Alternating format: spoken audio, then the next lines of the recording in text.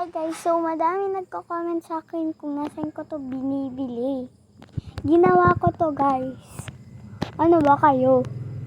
Meron pa nga akong isa, pero milk with secret. Gumawa kasi ako ng white na milk and white daw lang naman ng purple. Yan, kaya ito, kinolor ko to ng pentel pen at meron pang akong isang white na ganito. So, gawa na lang kayo anong gadget nyo, manood kayo sa mga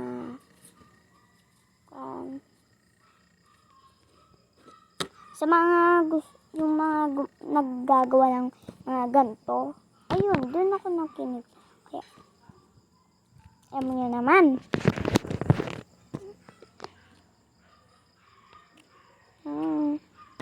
Goodbye guys. See you tomorrow. O kasi gabi na sa amin.